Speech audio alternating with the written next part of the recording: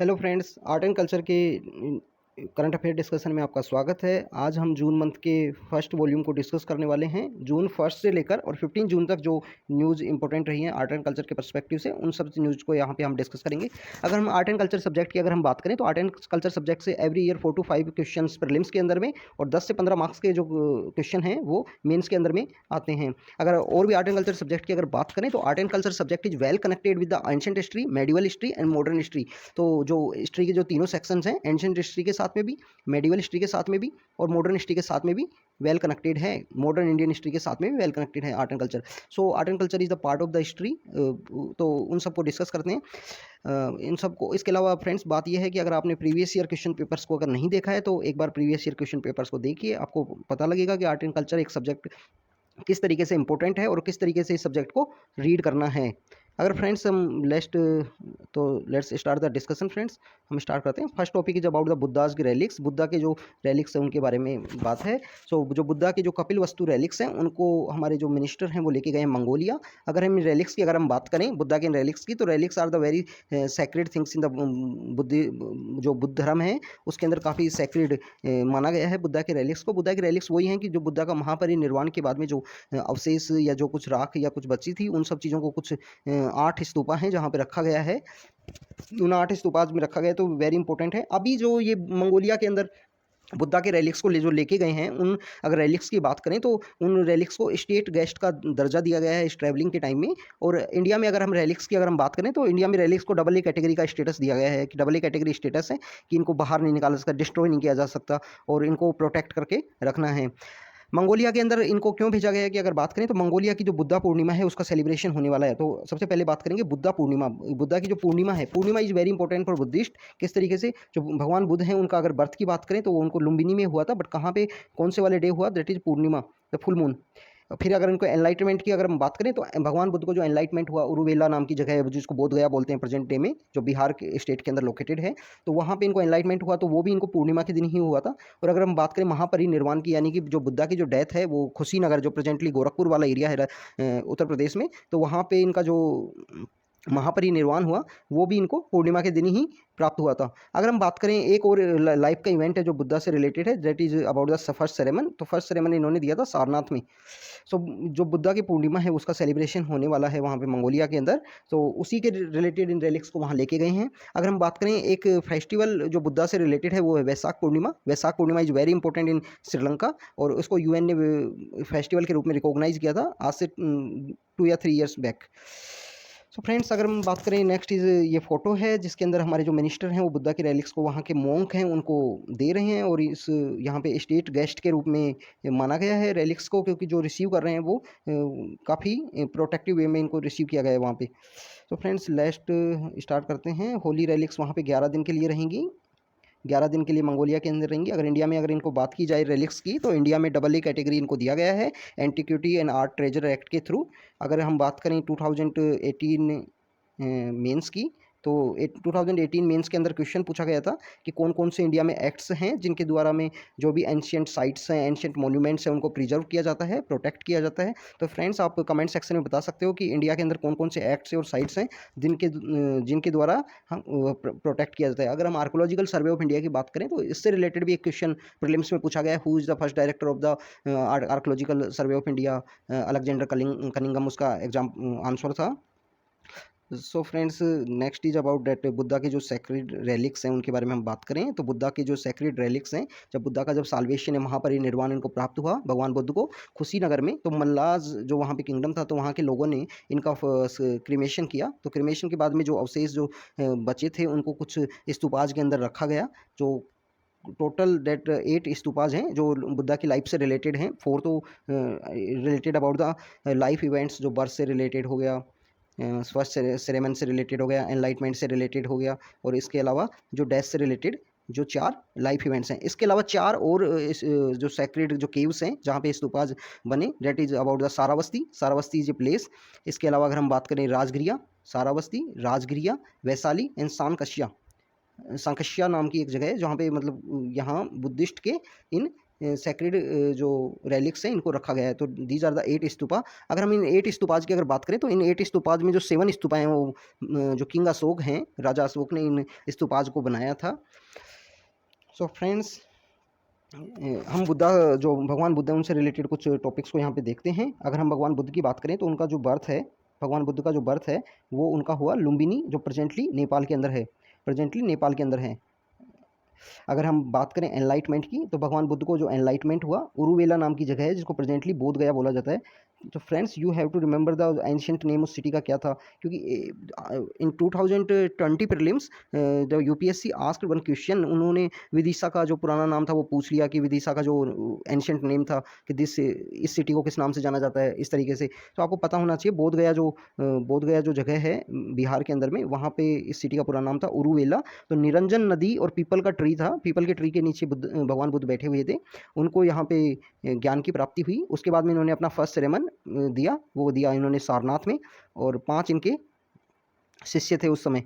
अगर हम इसके बाद में महापरिनिर्वाण की अगर बात करें तो इनको महापरि जो निर्वाण है, जो डेथ है, वो इनको प्राप्त हुई कुशीनगर में, जो प्रेजेंटली जो गोरखपुर वाला एरिया है वहाँ पे इनको डेथ प्राप्त हुई। तो these are the 4 sacred events या 4 important events related to Buddhism, जो भगवान बुद्ध से की लाइफ से रिलेटेड हैं। अगर हम बात करें कुछ बुद्धिस्ट जो साइट्स हैं उनकी अगर हम बात करें तो इंडिया में कुछ इंपॉर्टेंट साइट्स हैं। अगर हम बात करें अमरावती या नागार्जुन कोंडा, ये जो साइट्स हैं आंध्र प्रदेश में हैं, आंध्र प्रदेश के अंदर है नागार्जुन कोंडा और अमरावती। नागार्जुन कोंडा इज़ वेरी इंपॉर्टेंट क्योंकि नागार्जुना वाज ए सेंट और बुद्धिस्ट सेंट जो महायाना बुद्धिस्ट से रिलेटेड है। और जो इस जगह का नाम नागार्जुन कोंडा गिरने के पीछे रीजन है, कोंडा इज ऑल्सो ए कोंडा भी एक पुराने सेंट थे, और नागार्जुना महायाना जो बुद्धिस्ट है उससे रिलेटेड संत रहे हैं। अगर हम बात करें गुजरात की तो वहाँ पे जूनागढ़ और इसके अलावा वल्लभी। जूनागढ़ जो प्रेजेंटली हमारा गिर नेशनल पार्क है, गिर नेशनल जहाँ एशियाटिक लाइन मिलते हैं वहाँ पे, वो भी एक बुद्धिस्ट साइट रहा है। और इसके अलावा अगर हम बात करें वल्लभी की अगर बात करें तो यहाँ पे जो सेकंड जैन काउंसिल का भी यहाँ पे सेकंड जैन काउंसिल का जो प्लेस है यहीं पे हेल्ड हुई थी सेकंड जैन काउंसिल। इसके अलावा अगर हम बात करें बिहार में तो नालंदा इज ए प्लेस, जो नालंदा एक प्लेस है जहाँ पे Nalanda university that was establish by the Kumar Gupta, जो गुप्ता डायनेस्टी के किंग थे कुमार गुप्ता, उनके द्वारा उसको एस्टेब्लिश किया गया था नालंदा यूनिवर्सिटी को। तो Nalanda is also a Buddhist site. अगर हम बंगाल में अगर हम बात करें तो बंगाल के अंदर में जागदला और सोमापुरी जो पाला डायनेस्टी है उसके इंपॉर्टेंट उसके समय जागदला एंड सोमापुरी जो पाला डायनेस्टी के टाइम में इंपॉर्टेंट बुद्धिस्ट साइट थी। लास्ट ईयर जो मेंस के 2020 मेंस के अंदर एक क्वेश्चन पूछा गया था कि पाला जो एम्पायर है उन्होंने बुद्धिज्म को स्प्रेड करने के लिए किस तरीके से रोल प्ले किया। सो फ्रेंड्स, जब भी रीड करो ऐसे टॉपिक्स तो उसके साथ साथ आप forward and backward linkage establish करते हुए इन टॉपिक्स को अंडरस्टैंड करने की कोशिश करो। इसके अलावा अगर हम बुद्धिस्ट काउंसिल की अगर हम बात करें तो 4 बुद्धिस्ट काउंसिल भगवान बुद्ध की जो डेथ के बाद में 4 जो बुद्धिस्ट काउंसिल जो जिनका हुई उनके बारे में हम बात करते हैं। फर्स्ट जो बुद्धिस्ट काउंसिल है वो राजगिरिया के अंदर हुई है, सेकंड वैशाली के अंदर हुई है, third in the Pataliputra that was जो मौर्यन एम्पायर्स का इंपॉर्टेंट प्लेस था। राजगिरिया वाली जो फर्स्ट बुद्धिस्ट काउंसिल है उसको महाकश्यपा नाम के जो व्यक्ति थे जिन्होंने इस काउंसिल को चेयर किया। और इसके अलावा अगर इसको पैट्रन की बात करें तो अजातशत्रु ने इस काउंसिल को पैट्रोनाइज किया था। नेक्स्ट जो वैशाली के अंदर सेकंड बुद्धिस्ट काउंसिल हुई है उसको सबाकामी ने तो चेयर किया था, और उसको सबाकामी अगर पैट्रोन की अगर हम बात करें तो काल अशोक जो शिशुनागा डायनेस्टी के जो किंग थे काल अशोक ने उस सेकंड बुद्धिस्ट काउंसिल को पैट्रोन किया। पाटलिपुत्रा में जो थर्ड बुद्धिस्ट काउंसिल है उसे मोगालीपिट्टू तिस्सा ने इस काउंसिल को चेयर किया और patron by the king Ashoka के द्वारा पैट्रोन किया गया। अगर हम फोर्थ बुद्धिस्ट काउंसिल की बात करें तो कश्मीर के अंदर हुआ है, और इस काउंसिल को जो पैट्रोन किया है वो कुषाण किंग कनिष्का ने इस काउंसिल को पैट्रोन किया। और अगर इसके हम बात करें तो चेयरमैन थे इस काउंसिल के थे वो थे Vasumitra was the chairman. And अगर हम वाइस चेयरमैन की अगर बात करें जो इन्होंने चेयर किया था काउंसिल को तो वो थे असु घोषा। तो वासुमित्रा ने एक बुक को जो लिखा है उसको बोलते हैं महाविभाषा। और असु घोषा ने जो बुक को लिखा है उसको बोलते हैं बुद्ध चरित्र। तो कभी कभी ये क्वेश्चन पूछ लिया जाता है कौन सी बुक किससे रिलेटेड है, तो महाविभाषा जो बुक है उसको लिखा है वासुमित्रा ने, और अगर असु घोषा की अगर बात करें तो उन्होंने लिखा है बुद्ध चरित्र। Friends this is all about the Buddhism, इस टॉपिक से रिलेटेड है। और अगर हम जैनिज्म की हमने काउंसिल की बात की थी, तो फर्स्ट जैन काउंसिल कहाँ पे हुई थी? That was in the Pataliputra.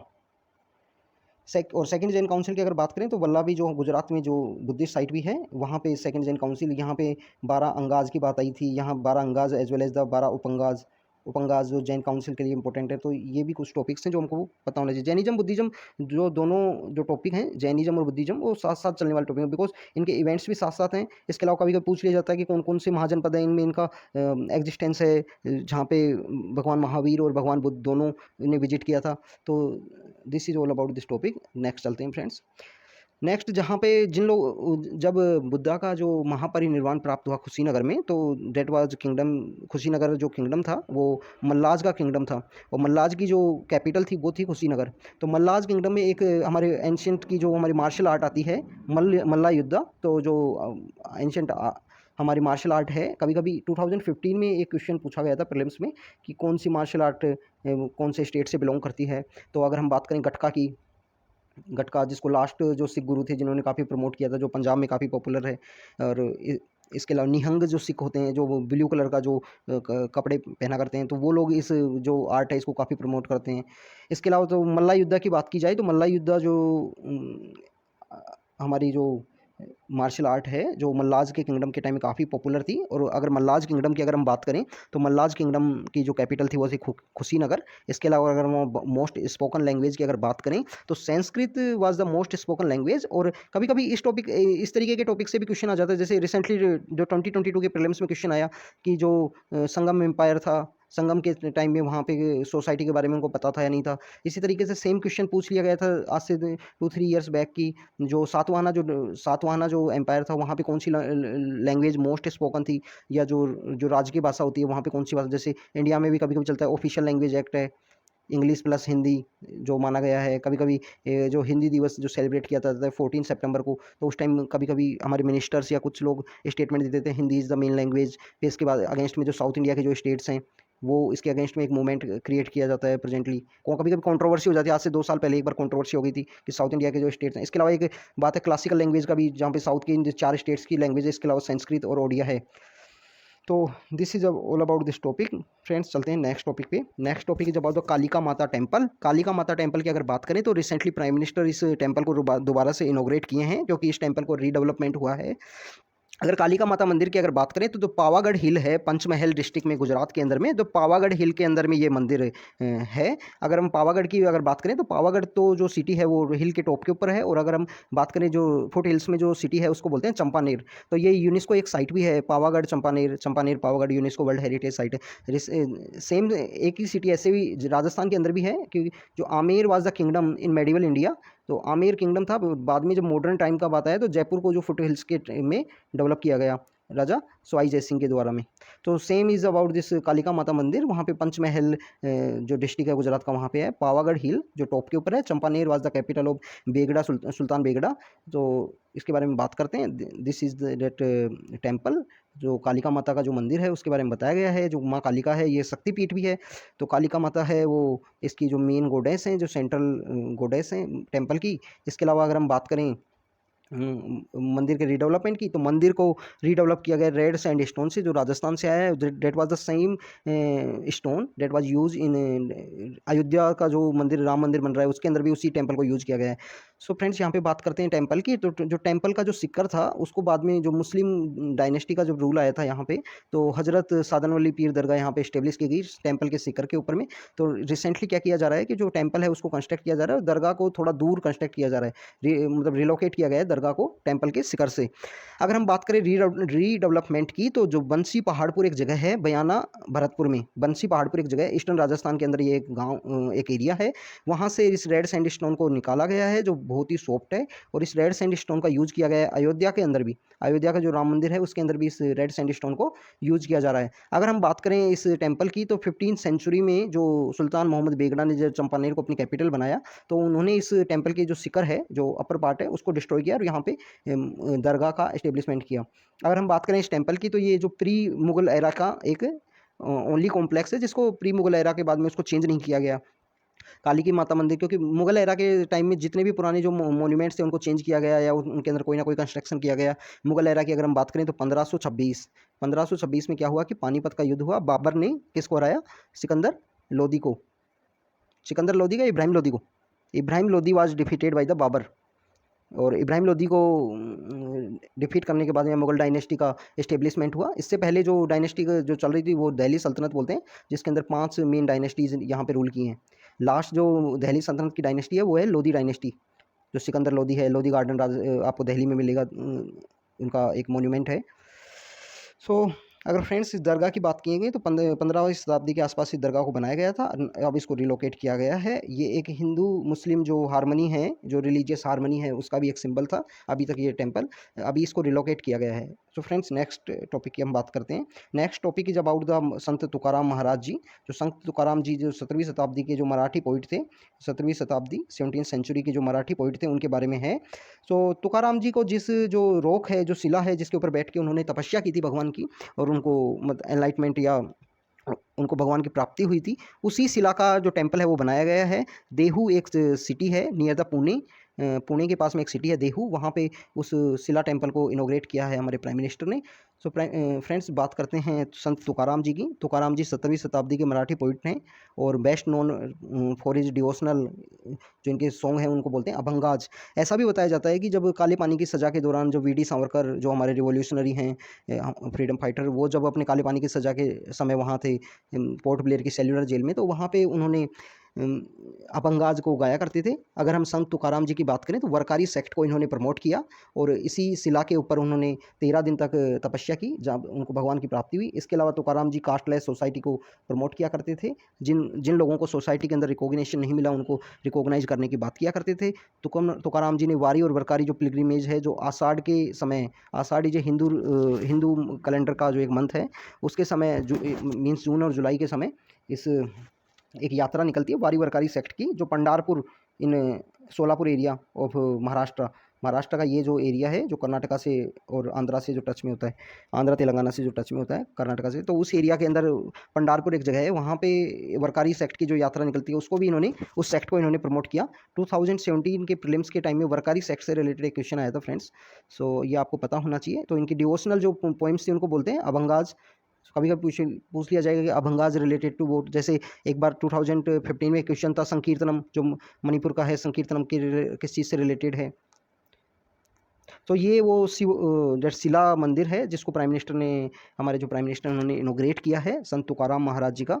So friends next चलते हैं। Next is about the Rukmini Krishna Yatra. Arunachal प्रदेश में ऐसा माना जाता है कि जो रानी रुक्मणी थी, भगवान श्री कृष्ण, हमारे जो माइथोलॉजिकल किंग हैं, ये माइथोलॉजिकल भगवान, माइथोलॉजिकल गॉड हैं, उनकी जो वाइफ थी रुक्मणी, वो इडुमिश्मी ट्राइब से बिलोंग करती थी।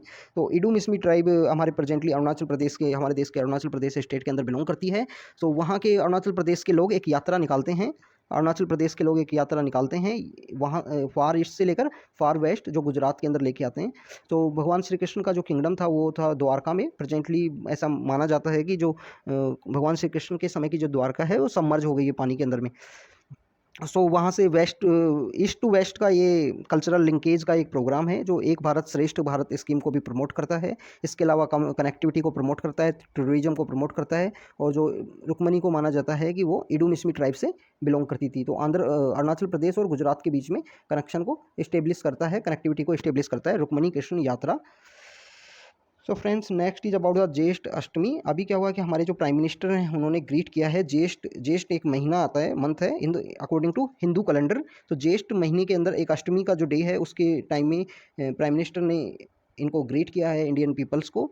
अगर इस डे की बात करें तो कश्मीर के अंदर जो हिंदूज़ रहते हैं वो इस डे को सेलिब्रेट करते हैं। माता जो खीर भवानी मंदिर है वहाँ पे माँ रागन्या देवी के फेस्टिवल के रूप में। सो अगर इस फेस्टिवल की अगर बात करें तो खीर भवानी मंदिर जो लोकेटेड है जम्मू एंड कश्मीर में, तो ये लार्जेस्ट गैदरिंग होती है ज्येष्ठ अष्टमी को वहाँ पे, और largest gathering after the Amarnath यात्रा।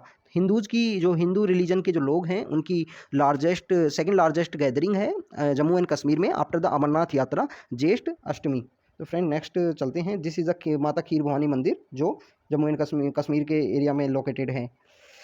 तो friends next is about the Maharaja Gulab Singh. Maharaja Gulab Singh का जो कोरोनेशन हुआ था उसको 200 ईयर्स कंप्लीट हुए हैं। यूपीएससी कभी कभी इस तरीके के क्वेश्चन पूछ ले, 200 ईयर्स किसी को अगर कंप्लीट हुआ है कोई पर्सनैलिटी को, उनकी डेथ को या उनके बर्थ को, तो उससे रिलेटेड कभी कभी यूपीएससी क्वेश्चन पूछ लेता है। तो अभी 200 साल उनके कोरोनेशन की जो सेरेमनी हुई थी उसको हुए हैं। ये डोगरा किंग थे। महाराजा रंजीत सिंह ने इनको गुलाब सिंह को अपॉइंट किया था Raja of Jammu and Kashmir by Maharaja Ranjit Singh. इसके बाद में क्या हुआ कि 1849 में जो महाराजा रंजीत सिंह का जो एम्पायर है वो अनेक्स कर लिया गया ब्रिटिश पीपल्स के द्वारा। तो कश्मीर ओनली एम्पायर था, सेल्फ गवर्निंग स्टेट था, जो ब्रिटिश एम्पायर के टाइम भी वहाँ इस्टेब्लिश था। अगर हम बात करें कश्मीर की, तो कश्मीर के ही जो किंग थे महाराजा हरी सिंह, महाराजा हरी सिंह इसके किंग थे at the time of India's independence. वो भी डोगरा किंग थे, डोगरा डायनेस्टी से बिलोंग करते थे। अगर हम महाराजा गुलाब सिंह के अगर जनरल की बात करें, तो जोरावर सिंह इनको असिस्ट किया करते थे बहुत सारी वॉर्स के अंदर में, जिन्होंने सुरू वैली, कारगिल का, मानसरोवर लेक भी इन्होंने कनकर किया था एक बार। इसके बाद में ट्रीटी ऑफ चुसूल इन्होंने साइन करना पड़ा इनका। अगर जोरावर सिंह जी का अगर बात करें, जोरावर सिंह जी का जो म्यूजियम है वो लेह के अंदर लोकेटेड है। So friends this is the Zorawar Singh ji की जो स्टैचू लगी हुई है लेह के अंदर में, म्यूजियम है इनका। तो ये इनके जनरल थे। So treaty of Lahore and treaty of Amritsar जो सिखिज्म का जो एम्पायर है उससे रिलेटेड है। फ्रेंड्स आपको पता होना चाहिए ट्रीटी ऑफ लाहौर के मतलब कि क्या इम्प्लीकेशन थे, अमृतसर के क्या इम्प्लीकेशन थे। So this is all about the this volume 1 discussion of the art and culture. Friends हम इसके बाद में सेकंड वॉल्यूम लेके आएंगे after the end of the June month. तो आप इन करंट अफेयर्स को रीड करो, रिवाइज करो। इसके अलावा अगर हमको और भी कोई करंट अफेयर ऐड करना होगा तो हम आपको इन्फॉर्म करेंगे। Thank you very much.